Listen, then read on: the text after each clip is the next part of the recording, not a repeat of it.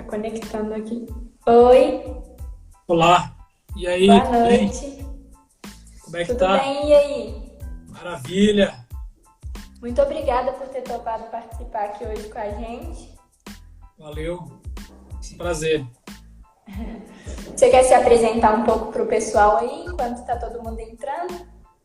Então, meu nome é Davi Raiker, sou parte aí do time da Central, moro aqui em Belo Horizonte e eu atuo junto com a minha esposa na área de sexualidade, junto às questões contemporâneas da sexualidade humana, sempre tentando entender como elas se relacionam com o Evangelho, né, com a espiritualidade cristã.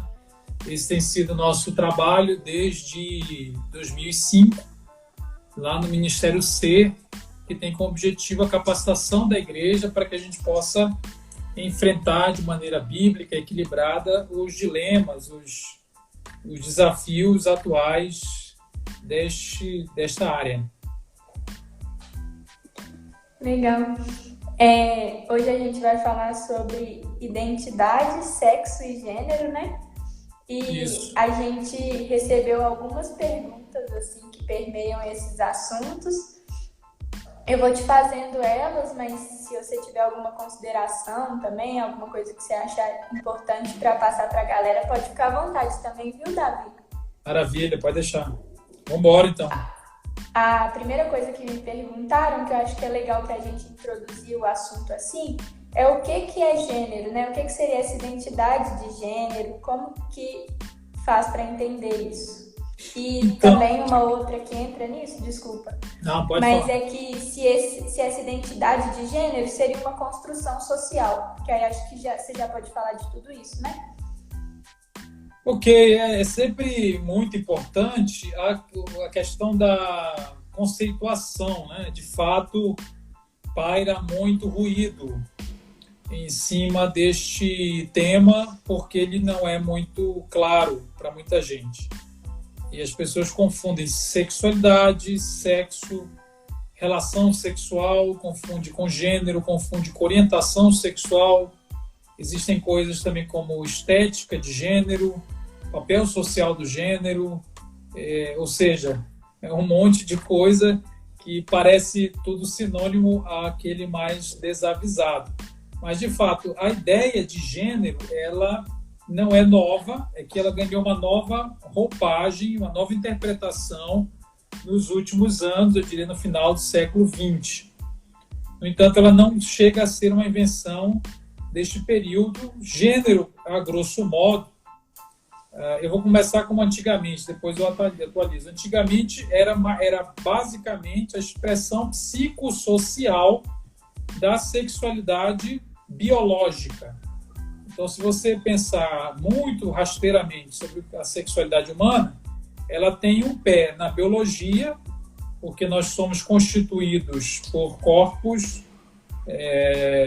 temos o nosso patrimônio genético, as características endócrinas, nós temos órgãos genitais específicos e marcadores biológicos claros, né? Então, isso é parte da sexualidade humana. E tem uma outra parte dessa mesma sexualidade que se revela a partir da cultura, né? A partir do aprendizado, né? Então, a pessoa que nasce com o sexo biológico, e quando fala sexo, então está se falando de características biológicas, é só você associar sexo à biologia. E aqui não é relação sexual, né? Eu não estou referindo a fazer sexo, estou falando sexo do indivíduo, né? Então, o sexo está relacionado a aspectos mais biológicos, genéticos, hormonais, genitais, por assim dizer. E gênero, então, estava atrelado à ideia de sexo, né? E era a expressão social e psicológica do sexo, né? Então, gênero era como eu me percebia e como eu performava socialmente. Então, estava tudo associado. Houve uma ruptura e hoje o sexo biológico ele é tratado pela cultura contemporânea isso tem uma série de repercussões nem sempre positivas, tratar de maneira independente, né? Então, o gênero ganhou independência e gênero, então, para a cultura de hoje, é somente a autopercepção. Então, resumindo em uma frase, gênero é a maneira como você se vê e a maneira como você se comporta. É a expressão de gênero. Portanto, é uma autoimagem, é uma autodeclaração, é uma identidade psicológica que não está baseada em um fato corporal, biológico, tá? Então, essa dissociação. Então, você teria o sexo biológico, claramente, que pode ser medido cientificamente, você tem um teste, a sexagem dá o teu sexo biológico. Não é uma interpretação sua, não tem a ver com o que você acha, né, sobre se você tem pênis ou não. Você tem pênis ou não tem, com exceção, evidentemente, de indivíduos que podem nascer com algum tipo de configuração não diferente, né? Existe uma pequena minoria de pessoas que nascem realmente com ambiguidade genital, antigamente chamados de hermafroditas, outros são chamados de intersexuais. Então, excetuando essa parte, que já é uma outra discussão, o sexo ele é claramente marcado pela biologia. Então, ele é mais fácil, entre aspas, de maneira geral, de ser identificado. Gênero é uma coisa mais abstrata, é como eu me vejo. Então, se você está aí, tem um corpo com pênis e sempre se viu como homem, nunca duvidou que você é homem, você, então, aparentemente, não tem um conflito de gênero, né? Conflito de gênero é essa ideia. Será se eu sou homem ou eu não sou homem? Às vezes as pessoas, não é que alguns chegam a dizer, né? Eu sou mulher no corpo de um homem. Outros não dizem, não chegam a tanto, mas tem conflito de gênero, no sentido de, será se eu sou tão homem assim? Essa inadequação. Será se eu sou mulher?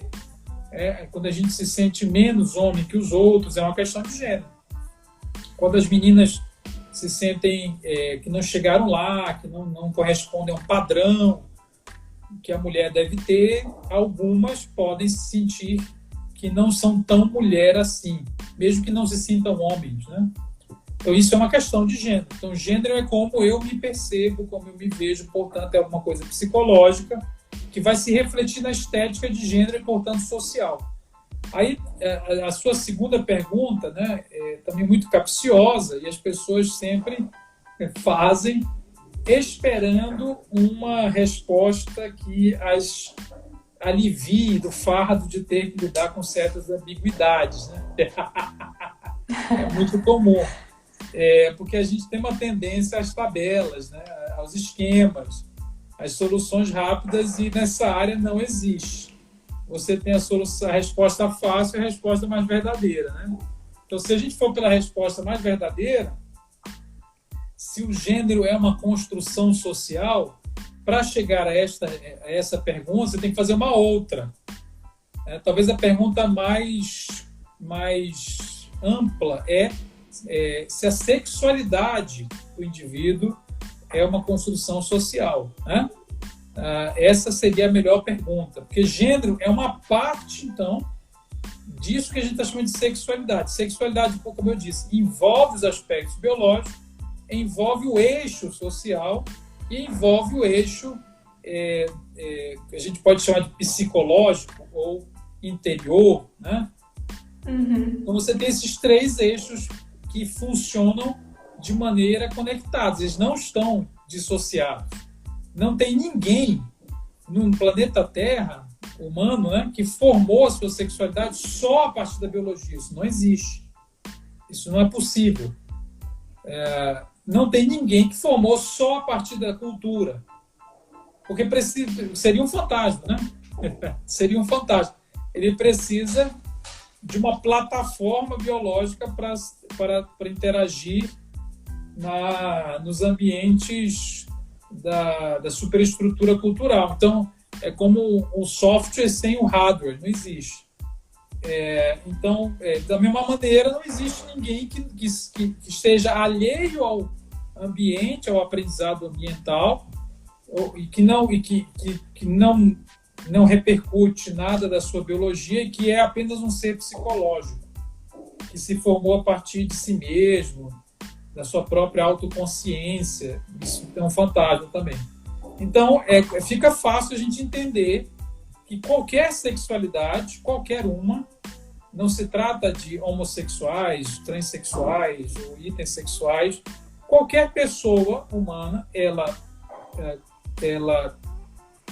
desenvolve a sua sexualidade a partir dos aspectos biológicos, dos aspectos culturais e dos aspectos subjetivos, né, ou psicológicos. Esses, pelo menos, são 3 eixos claramente evidentes. Então, tem o pessoal que, na tentativa, às vezes até bem intencionada, de combater determinadas ideologias, começa a dizer que não existe construção social, que tudo é biologia. É um erro, né? Está tentando combater um erro com o outro. Do mesmo jeito, existem radicais, né, do gênero que começam a dizer que o corpo é irrelevante. Ele desequilibra a balança para o outro lado. Então, toda vez que você tem um olhar mais ideológico, você pega esses 3 eixos, e principalmente os 2, gênero e corpo, né? Geralmente há uma indevida proeminência de um sobre o outro. A visão mais correta, eu acho que ela é bíblica, eu penso ser bíblica, é a ideia de que as coisas acontecem juntas, né? Em harmonia. Nem sempre em harmonia, porque o ser humano caiu. Mas você tem esses 3 eixos sendo formados ao mesmo tempo, um interagindo com o outro. As pessoas têm o corpo, ele não está no vácuo cultural. Eu costumo dizer que se você... mal comparando, tá? Mal comparando, é como se fosse a fala, né? Se você nasce com todo o aparelho biológico fonador, perfeito, você não vai falar necessariamente se não tiver a aculturação e desenvolver o software, né? Que é a capacidade linguística, cognitiva, o código, a própria capacidade de articulação, que aos poucos vai se desenvolvendo. Então, é a mesma coisa, né? A nossa sexualidade, o corpo não é irrelevante, ele é muito importante e no entanto, claro, também é uma construção social, né? Depende de interações, né? A gente não nasce sabendo o que significa ser homem, né? A gente nasce com o sexo masculino ou com o sexo feminino. Estou aqui excetuando aquelas situações que eu já comentei. A maioria absoluta nasce claramente dividida em 2 sexos, mas não nasce sabendo o que quer ser mulher.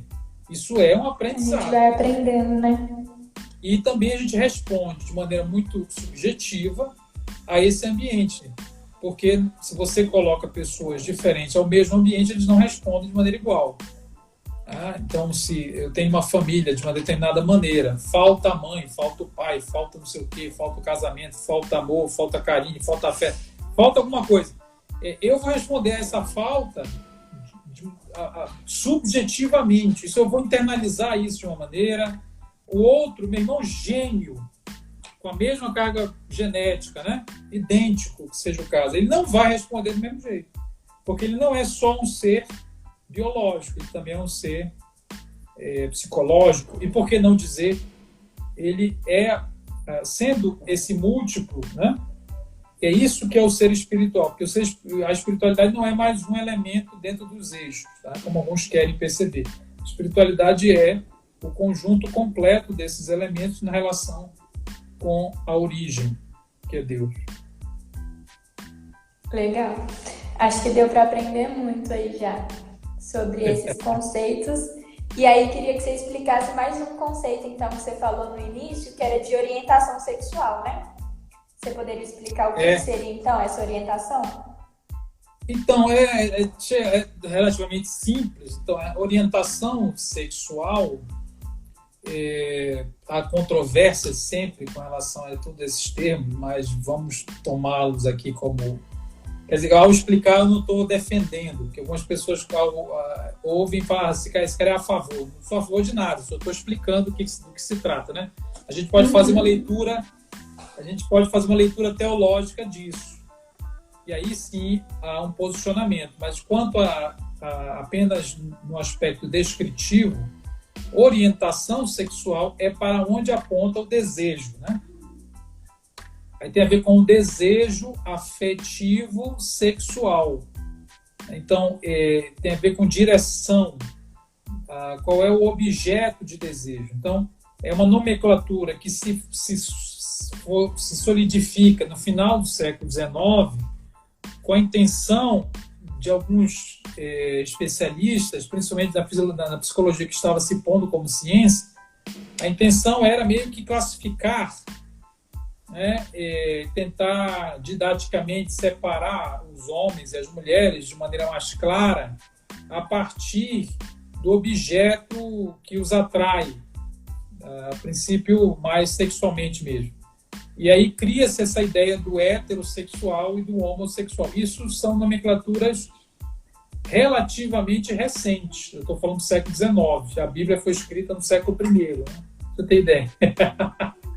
Então, essas nomenclaturas de orientação, elas tentam descrever para onde aponta o desejo afetivo sexual. As três clássicas, existem desdobramentos, mas as três clássicas são ao mesmo sexo oposto ou por ambos os sexos. Ou uma quarta vertente seria a indefinição completa disso. É uma atração para qualquer lugar, para qualquer lado. E subdivisões desses nichos. Mas eu gosto de destacar sempre que a primeira intenção em dizer que alguém era homossexual, taxá-lo como homossexual, era mais médico, era mais no sentido de dar o nome ao seu problema. Isso eu estou falando no século XIX, né? Final do século XIX, no século XX.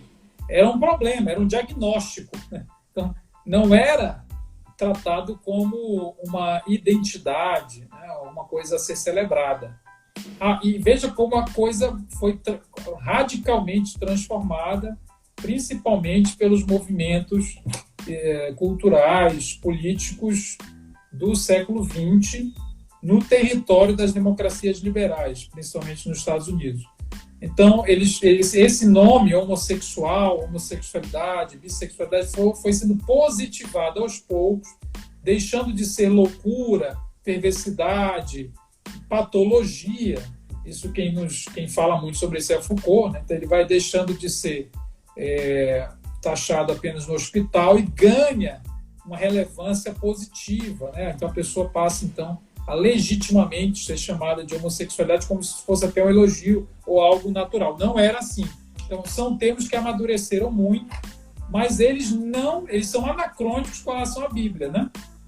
Porque anacrônico quer dizer, a Bíblia não conhece esse tipo de visão sobre orientação sexual, né? Que no século XX passou a ter o status de eu nasci assim, de ter de um pé na biologia, né? Uma explicação biológica, uma tentativa de explicação biológica, até para a configuração do sujeito político estável. Seria, então, nasci, então dá para classificá-lo e alcançá-lo. O que não deu muito certo, e depois a gente pode falar sobre isso também.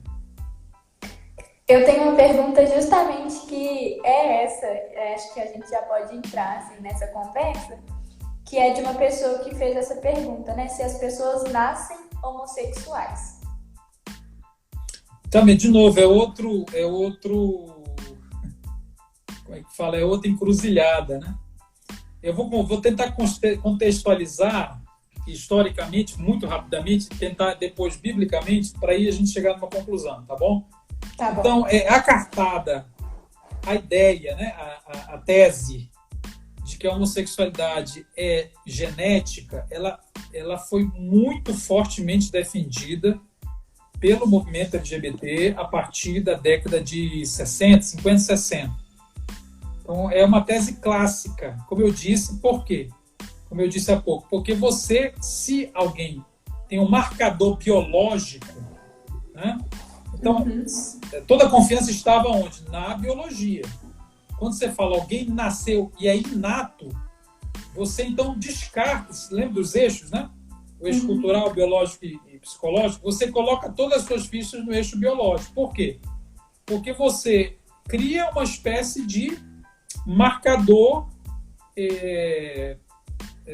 independente da moral, independente da cultura. É uma coisa, haveria de ser uma coisa, então, completamente natural, biológica. Essa era a tese. Veja, de forma científica, esgotando-se as pesquisas, não houve essa conclusão. Houve várias intenções. Você não precisa confiar no que eu vou falar, basta dar um Google, quem estiver me ouvindo. Pesquisa você, joga lá. Você vai ver as pesquisas mais conhecidas, as clássicas, que tentaram definitivamente provar que haveria um gene, algumas genes, alguma coisa. Elas sempre apontam uma inconclusão. Quer dizer, elas apontam que há um elemento, né, que haveria, então, uma contribuição física, mas que sempre há alguma coisa além. Né? O que corrobora o que eu acabei de dizer. E o corpo é parte do processo de qualquer sexualidade, então por que seria diferente na homossexualidade, né? E, então essa conclusão, essa batida de martelo, ela nunca foi alcançada nem depois do genoma humano. Então muito se conheceu, a partir do projeto Genoma, muito se conheceu sobre, né, a genética humana, e aí depois estudos de epigenética, trouxeram outros enfoques. Eu não sou especialista nisso, eu não estou falando como especialista em genética, que eu não sou, mas é apenas para colocar a verdadeira história de que isso nunca chegou a uma conclusão absoluta. Para citar, tem um estudo famoso de gêmeos idênticos, nos quais que queria provar, porque se é genético, então um gêmeo idêntico teria que ter a mesma orientação do outro, porque eles são idênticos geneticamente. E aí chegou à conclusão ali que mais ou menos a metade, 50 e poucos % compartilhavam a mesma orientação. Mas isso significava então, que 46, quase a metade, apesar de toda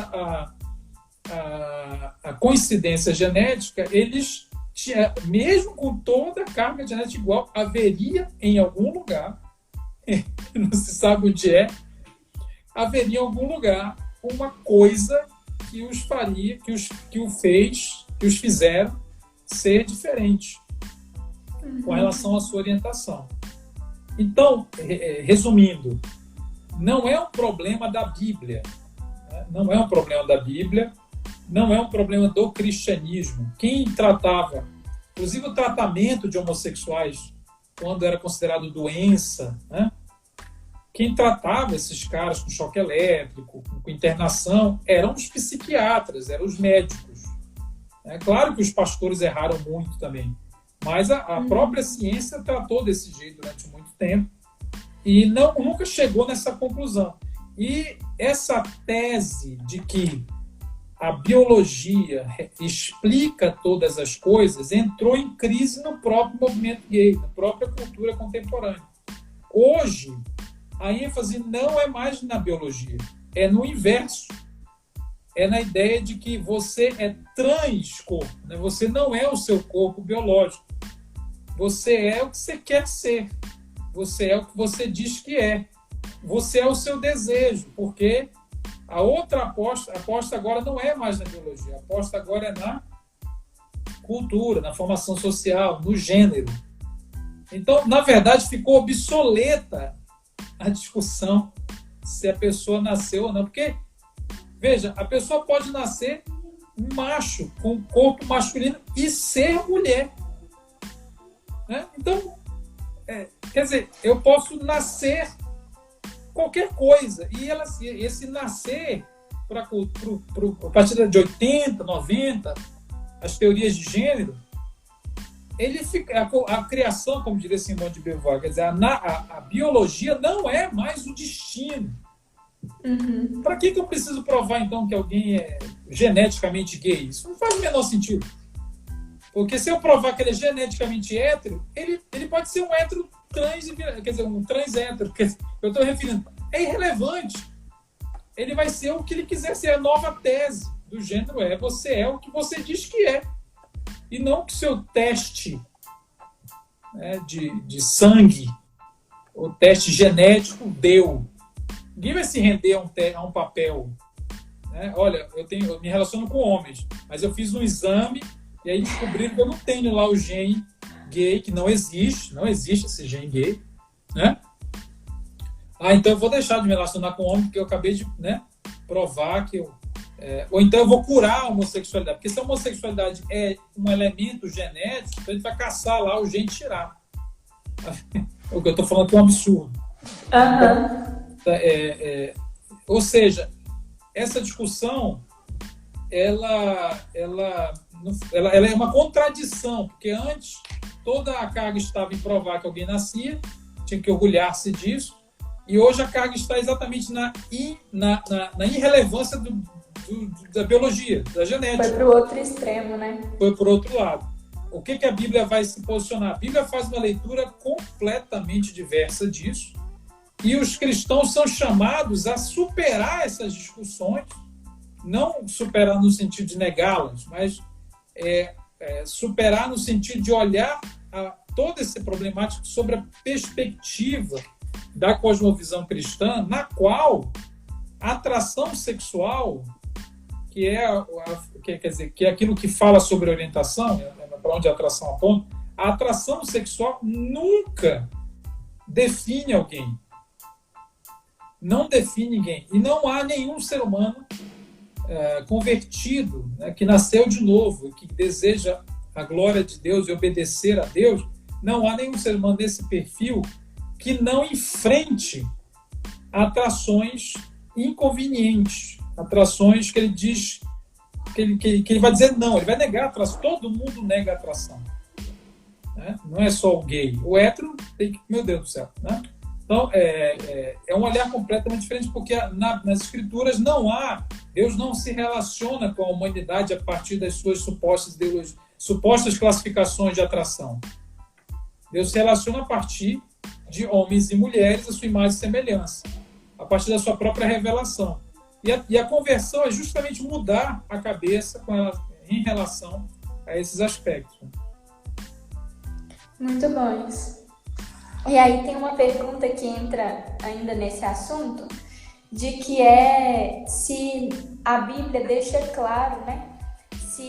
O que é pecado, assim? A atração homossexual é pecado ou a prática homossexual? Então, vamos lá. Em primeiro lugar, já causa um arrepio, né, em muita gente você considerar a hipótese de chamar de pecado uma coisa que hoje é garantida e interpretada como absolutamente normal. E até vale uma ressalva sempre no ambiente público de que essa ideia de pecado é uma ideia que faz sentido dentro do enredo cristão, né? Dentro da história da salvação, tá? Da maneira de ver as coisas a partir da revelação cristã. Então, dentro da revelação cristã existem pecados, né? E isso não se restringe apenas à homossexualidade e muito menos à sexualidade. Então, isso só faz sentido. Quem não entende isto, para essa pessoa soa até como ofensivo, como se houvesse uma perseguição a ela, ou como se nós estivéssemos pensando um comportamento específico, e não é o caso. Né? Então, dentro do enredo da espiritualidade cristã, da narrativa cristã do mundo, existem pecados. Fora desse enredo, são outras nomenclaturas. E as pessoas têm o direito de viver o que quiser. Nenhum religioso, nenhum pastor, nenhum padre pode obrigar ninguém a converter ou a considerar pecado aquilo que a Bíblia chama de pecado.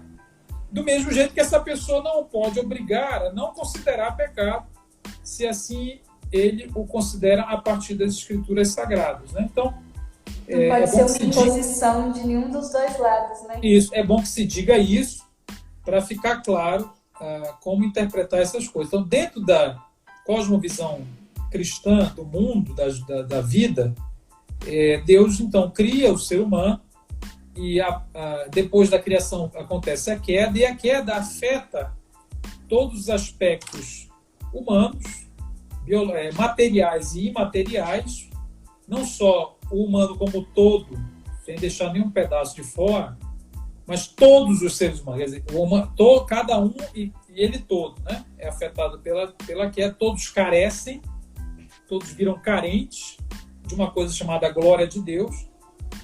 Além disso, toda a realidade geme hoje debaixo de um cativeiro de corrupção, que Paulo chamava em Romanos, cativeiro de corrupção, que só será totalmente extinto na volta de Cristo, na segunda vida de Cristo, mas que já experimenta agora o reino implantado, porque Cristo já veio e morreu. Veja, toda essa história é para dizer o quê? Que a sexualidade, então, foi afetada pela queda, e a origem de todos os pecados é a queda. Tá?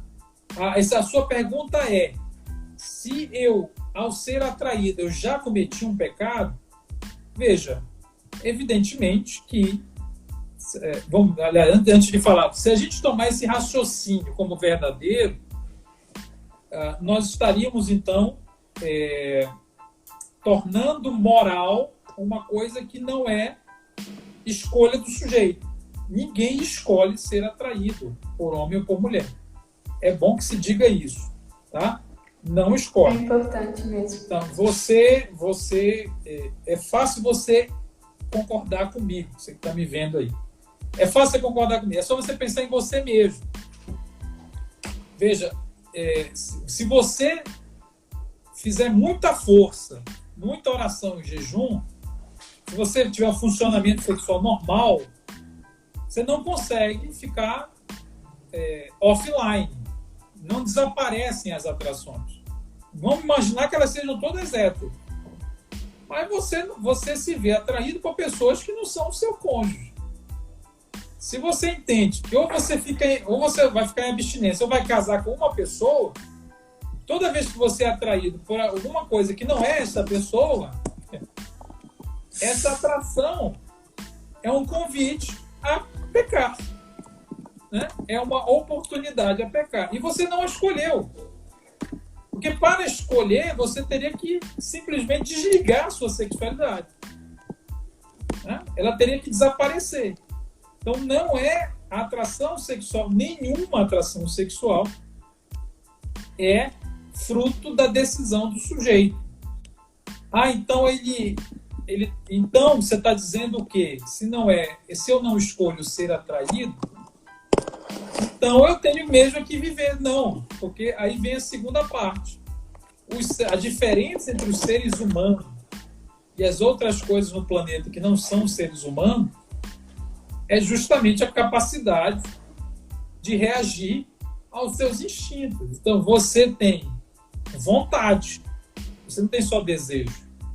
A vontade, quer dizer, você tem a capacidade de mediar o seu desejo. Você tem a capacidade de escolher o que faz com o seu desejo. Então, as atrações são involuntárias, mas nós, toda hora, qualquer pessoa, tá? Não estou falando de gay, não. Qualquer pessoa, ela decide o que faz com a atração que tem.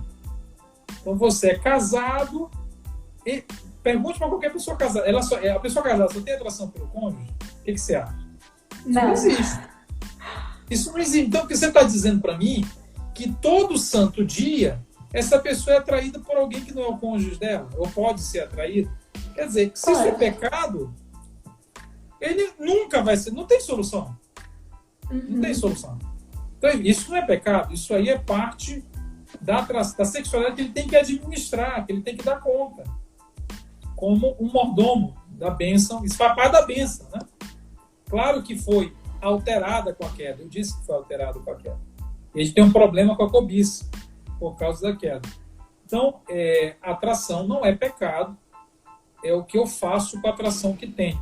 E é bom que se diga que também a atração não define quem eu sou. Porque se a atração me definisse, eu, Davi, sou casado há 14 anos, 13 anos. 14 anos. Sou casado há 14 anos.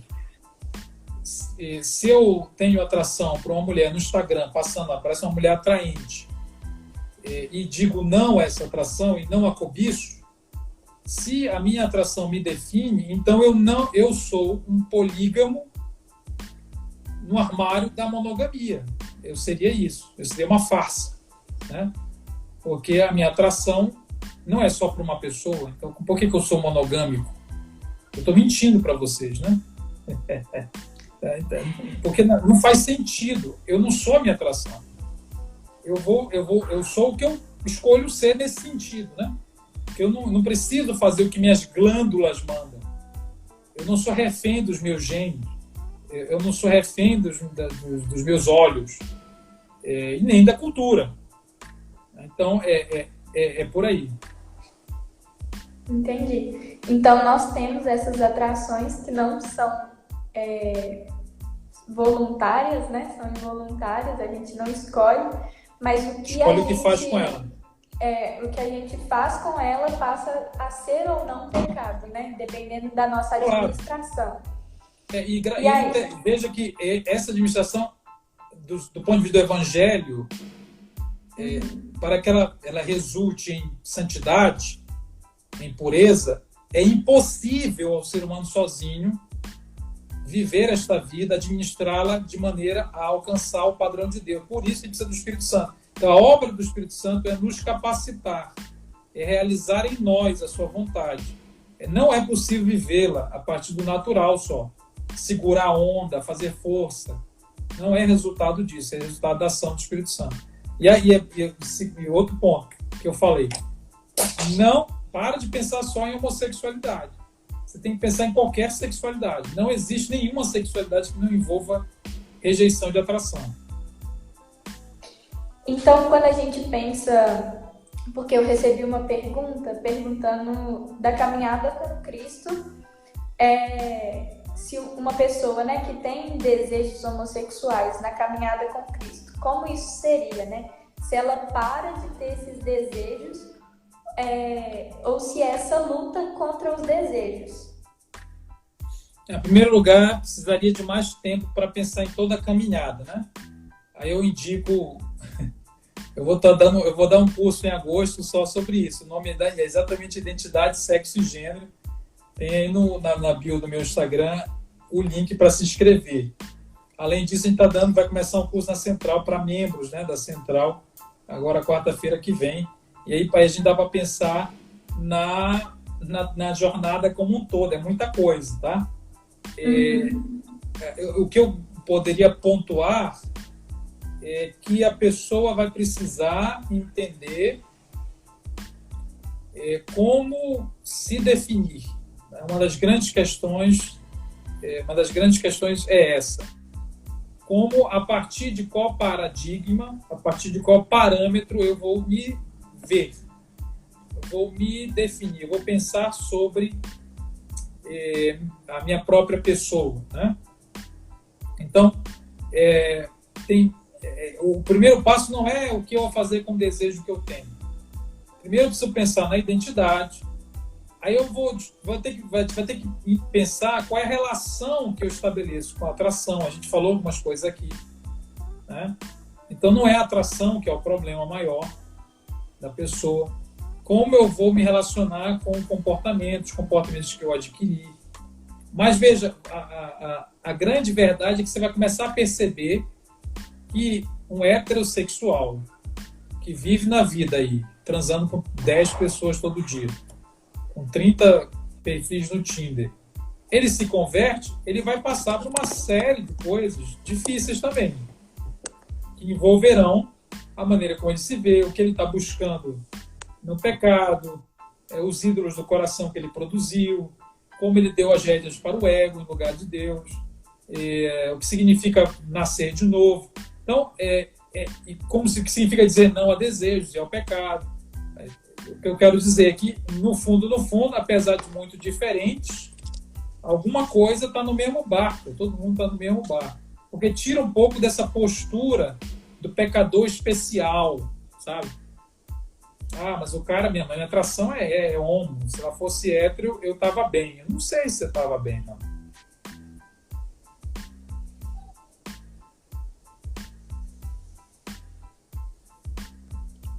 Oi? Acho que travou para mim. Travou? Agora voltou. Não, então, é isso.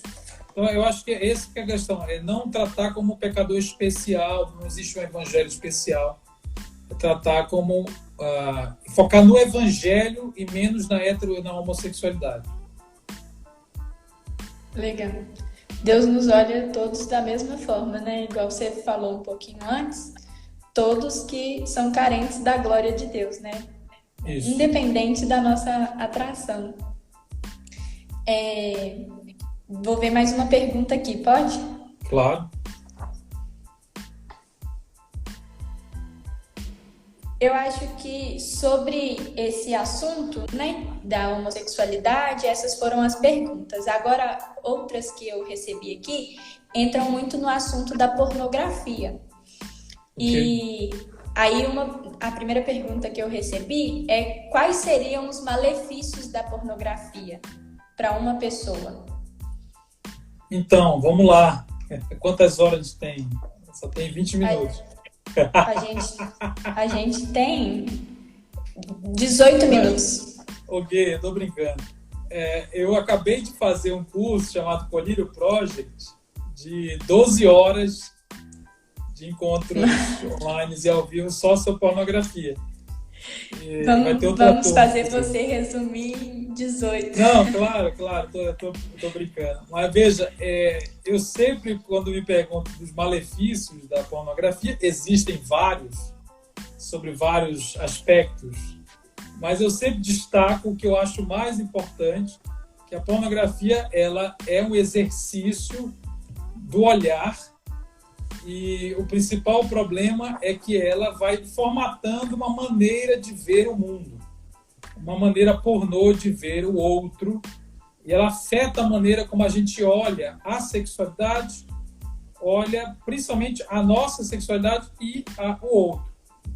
Eu acho que esse é o principal malefício. Ele é um pouco mais intangível, a gente talvez não consiga mensurá-lo com muita precisão, mas a pornografia ela tem a capacidade de ir aos poucos nos treinando o nosso olhar, e com todos os seus vícios e mais interpretações equivocadas do que seria a sexualidade humana. Portanto, ela faz um desserviço, ela desensina o olhar a perceber o belo, a perceber o outro e a perceber a relação amorosa e a relação de intimidade. O amor e comunicação seriam os mais prejudicados se eu treinar o meu olhar a partir do pornô. Ele vai me ensinar ele é mensageiro, o pornô é um mensageiro de um mundo no qual não, no mundo que não suporta a maneira como a revelação de Deus revela o mundo. É um outro mundo, completamente diferente. É um assinte contra o amor e a comunicação. É uma busca mal direcionada por felicidade. Então, a pornografia, no meu ver, tem dois grandes problemas. Primeiro, como eu disse, formata uma maneira de ver as coisas, principalmente o outro e a sexualidade. E segundo, ela é uma busca mal direcionada por uma palavrinha chamada felicidade. Felicidade é a grande palavra da pornografia e as pessoas talvez não percebem isso. É uma busca por felicidade, só que você se contenta com muito pouco. Se você buscar mais felicidade, você passa da pornografia, porque ela é como se ela fosse, e aqui usando a ideia de John Piper, né? É como se ela fosse uma felicidade de baixa qualidade.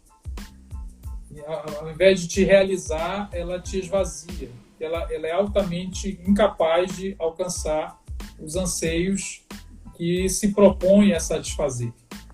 Portanto, precisa buscar mais a felicidade, está buscando pouco. E é o contrário do que as pessoas acham, que a felicidade está ali naquele lugar. Legal. Uma pergunta que eu recebi que ainda entra sobre esse assunto é se homens realmente têm mais problemas com a pornografia, porque muitas vezes na igreja a gente vê esse assunto sendo direcionado muito pro público masculino mesmo, né? Mas eu já vi diversos estudos que mostram que o número de mulheres que também têm acesso a esses conteúdos tem crescido muito, né? Ou tem se falado mais sobre isso. E aí, queria que você falasse um pouquinho disso. Claro, é porque a pornografia é uma indústria, é um produto, então ele é desenhado para vários tipos de público. Primeiro, era preferencialmente masculino, até hoje a estatística ainda aponta uma maioria masculina. No entanto, com o refinamento, a sofisticação do produto, você tem hoje pornografias desenhadas para diversos públicos, inclusive para o feminino, e dentro do feminino, subdivisões. Portanto, é mercadológico o negócio. Não é só para homem, pelo próprio princípio de venda. Senão você restringiria muito a metade da população mundial. Então, é claro que existem conteúdos mais apelativos para a maioria das mulheres. Porque tem outras que se satisfazem ou que buscam o mesmo produto que o homem busca. Porque é muito variado, né? Então, de fato, é um mito a ideia de que só homem vê pornô, que é um problema de homem. As mulheres sofrem muito, que quando vão confessar, pedir ajuda, são estigmatizadas, como se elas não... Meu Deus do céu, o que está acontecendo, né? E não faz sentido, é a cobiça do coração humano. A raiz da pornografia, ela se encontra em homens e mulheres. Mas a mulher é menos visual, o homem é mais visual. Ok, que talvez estatisticamente, de fato, sejamos mais rápidos e mais estimuláveis, os homens, né, estimuláveis visualmente, mas as mulheres não são cegas, né? Mulher não é cega, a mulher sabe quem é feio. A mulher sabe se uma pessoa é feia pra caramba, ela sabe. Ela não é doida, ela não é cega. Quer dizer, ela não é visual, mas ela sabe que o sexo a estimula, né? E a prejudica também, exatamente nessa busca que eu falei ainda há pouco. Portanto, a busca pela felicidade orgásmica, né? O orgasmo vai ser masculino e feminino. Os homens talvez era mais público antigamente, hoje as mulheres, ou há algum tempo as mulheres se tornaram mais claramente identificáveis como consumidoras também. E tem uma pergunta aqui que acho que é boa, porque nosso tempo também está acabando, mas de como vencer a pornografia. Qual dica que você daria para alguém que está aí? Meu Deus. Você sabe qual é a dica que eu daria? Não trabalhe com dicas. A minha dica é esqueça dicas. Falando sério. É muito complicado quando você começa a tentar transformar o discipulado cristão, e aqui me referindo aos cristãos, né? Que é um caminho, é uma relação, é uma transformação do coração, é uma nova maneira de ver o mundo, é um processo de imitação de Cristo que flui de dentro. Quando você quer transformar isso em uma série de dicas comportamentais, você já está no caminho errado, porque esse caminho é humano, é um caminho carnal, por assim dizer. Mesmo na tentativa de moralizar o seu comportamento, ele confia mais na sua competência disciplinar, de fazer isso ou aquilo, porque te deram uma dica legal. Geralmente é comportamento, é superficial, né? Por exemplo, dica infalível, tome banho de gelado. Eu estou chutando. Faça isso, faça 7 passos. Muito cuidado com isso, porque, em geral, essas dietas, elas confiam muito na capacidade do ego moral e tem pouca eficiência para transformar aquilo que é a base, que é o coração. Então, a pornografia, o maior problema da pornografia não é óptico, o maior problema da pornografia é cardíaco, é o coração, é quem está no controle, é como eu satisfaço as minhas necessidades por felicidade. É muito profundo, a gente precisa ir um pouco mais profundo e pensar como eu tenho satisfeito a minha busca por satisfação, consolo, conforto. Porque essas buscas são legítimas. Eu busco na pornografia ou eu busco em Deus? Né? E é isso aí. Senão acaba tratando os sintomas e não a doença, né? Assim, usando uma linguagem figurada. Fica um negócio meio ratologia. Pega os ratinhos do laboratório, né? Fica tentando manipular os ratinhos para eles se comportar da maneira devida. A gente tem 9 minutos. Você acha que dá mais tempo de uma pergunta? Claro.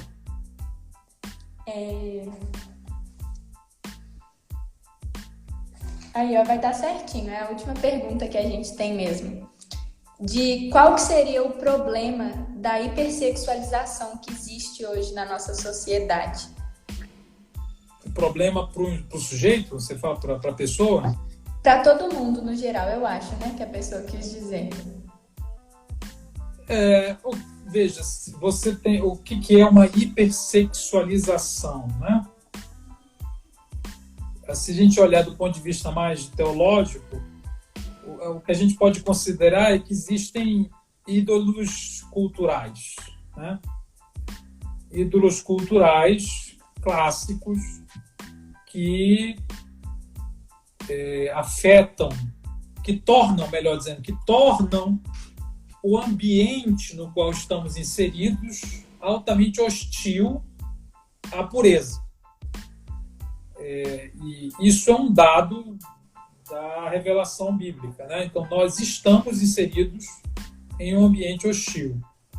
Por isso, existe uma série de atritos na tentativa de... na busca, não na tentativa, na implementação da vontade de Deus, né? Em nós, através de nós.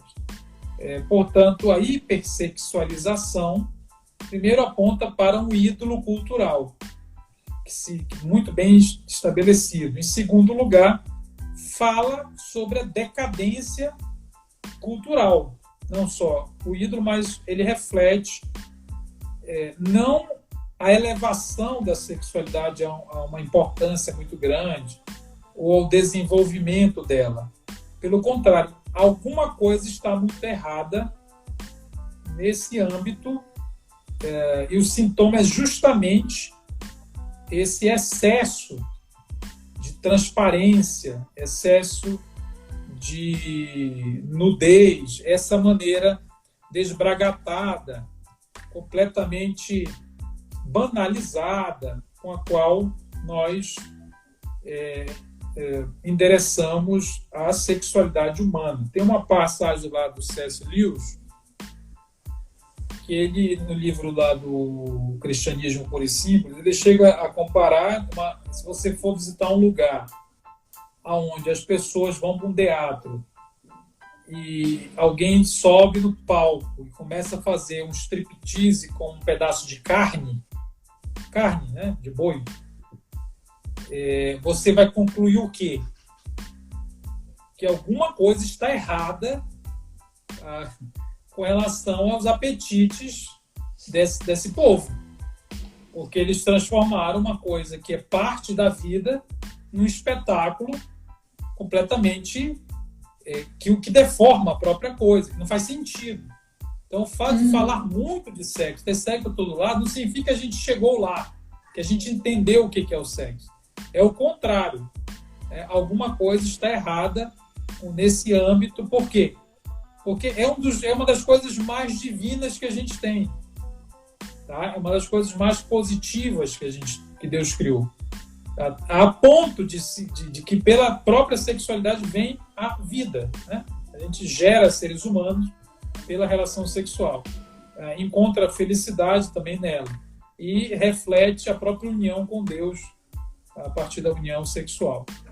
Então, eu diria isto, que de fato é muito sério a hostilidade dos ambientes. No entanto, para terminar, não adianta, a responsabilidade é nossa, nós vamos pecar porque decidimos pecar. O problema da cobiça, a Bíblia não diz que a cobiça está no outro, a Bíblia não diz que a cobiça está no diabo, E a Bíblia não diz que a cobiça está no mundo. A Bíblia diz que é a concupiscência dos meus olhos, da minha carne. A cobiça vem do coração humano, o adultério vem do coração humano. Portanto, é preciso entender isso, porque senão a gente cria justificativas sofisticadas, né? Às vezes até teológicas, que possuem algum pé na realidade, na razão, para justificar os nossos erros, entendeu? Legal. Muito obrigada, viu, Davi? Acho que deu para aprender demais aí sobre esses assuntos. Maravilha. E quem quiser saber mais, fazer o seu curso, né? O do CCM. Tem esses dois cursos aí. Eu não sei se o CCM já fechou, se ainda está se inscrevendo, sinceramente não sei. Pelo que comentaram aqui, parece que já encerraram as inscrições. Alguém comentou que tentou fazer e já estava cheio. Eu vou estar lá nessa turma. Legal. Mas tem o seu também, né? Que quem quiser fazer. Isso, vai ser dia 14, começa em agosto? 14 e 15 de agosto, são 2 dias só. 14 e 15 de agosto vai ser exatamente sobre toda essa discussão que a gente teve aqui. Muito obrigada por você ter aceitado vir conversar um pouquinho com a gente. Espero que a gente tenha mais oportunidades de bater mais papo. Obrigada pela aula aí. Muito obrigado a com vocês. Deus, viu? Abraço. Tchau.